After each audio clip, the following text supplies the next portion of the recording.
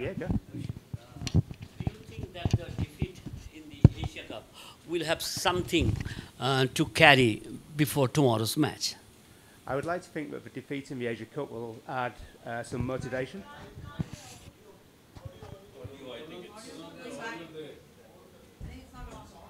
It's on. It's on. It's on, yeah. Yeah, I'd rather hope that the defeat in the Asia Cup would give more motivation to the boys to come out and obviously fight tomorrow, show plenty of spirit, and get stuck into the Indian side. They're a very good side, we know that. We've seen them play some superb cricket this tournament so far. But I think it's a good opportunity for our boys to show what they're made of as well. So hopefully the defeat in the Asia Cup will give motivation to the boys. Playing the host country in conditions here, especially you've been the finalist in 2011 and looking at back, how are you motivating the players, or what is the factor in that? Well, I think playing in the World Cup, obviously against India here as well, is motivation in itself. I mean, playing for your country is motivation in itself. So I think the players, they're up for the fight, they're enjoying the tournament. We've played some good cricket at times, so we'll be looking to do that tomorrow. We've prepped as well as we always do. So the boys are ready. It's just a case of tomorrow we have to turn up and we have to bring our A game, because we know India is a very difficult team to beat. Chris, following the Afghanistan game, I mean, how is the team sort of taken that defeat up, and how are they prepared for tomorrow?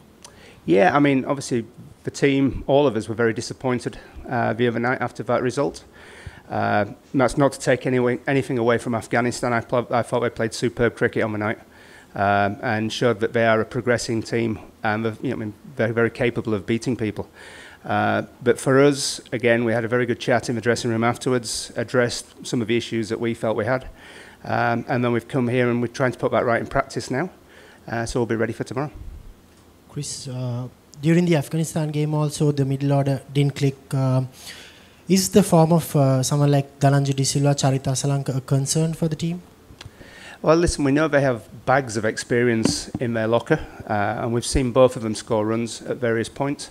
So, yeah, I mean, it's like any game of cricket. Not everybody will perform all the time, but what we do need is people to put their hands up, and at times it'll be their time to do that as well.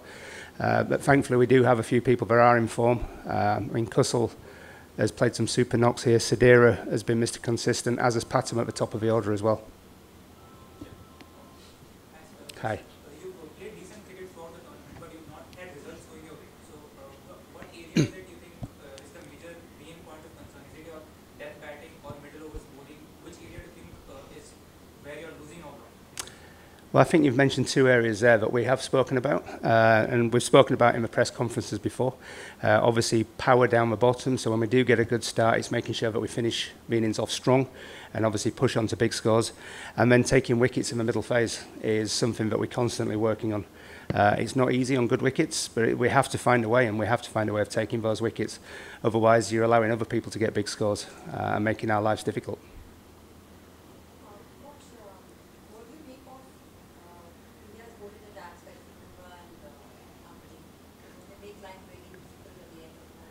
It's a stronger, yeah, it is.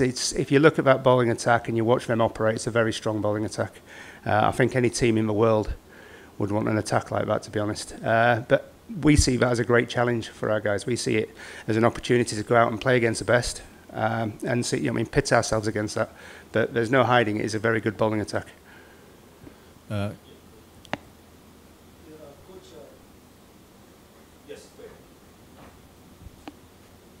Sorry. Can you pass the mic? Where's the mic? I don't have. No, you can see it.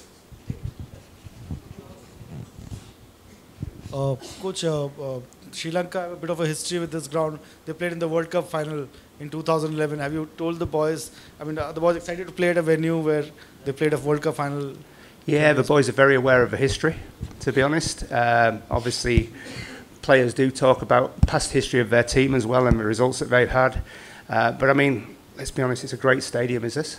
I mean, we walked in today and the first thing you do is go, wow, this is a great place to play cricket. And when you stood out in the middle, you get that sort of goosebumps. So for me, there's plenty of things out there to motivate them to go perform in front of what will be a packed house tomorrow as well.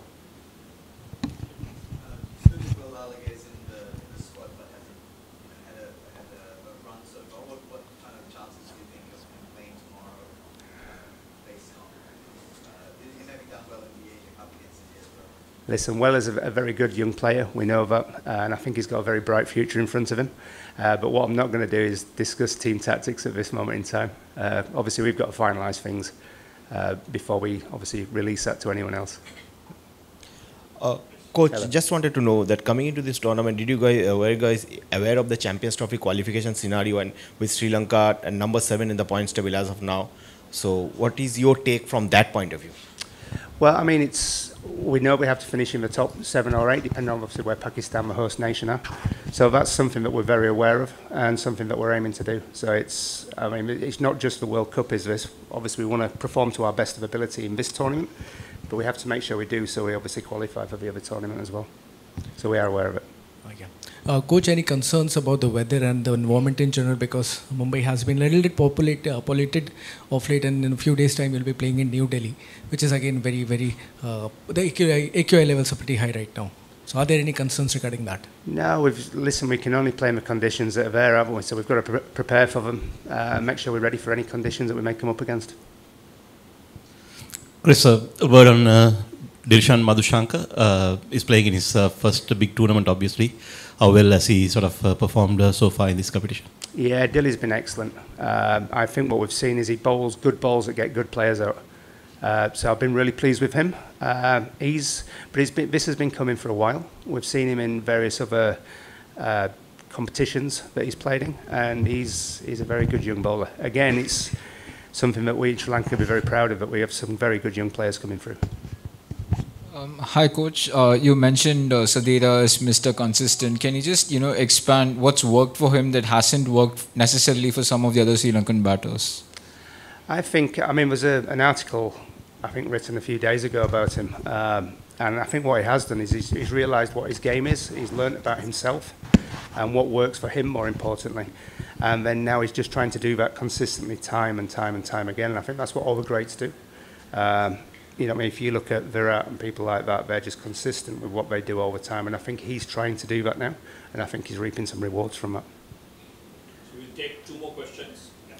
Coach, Kusal started the tournament as one of the best aggressive batters. He scored, scored like 10 sixes. But since then, since taking the captaincy, he's been more cautious. And if you see the Afghanistan game, he was like very slow. So is there anything approachable to anything you discussed? Because we saw him hitting tons of sixes in the practice today. Yeah, I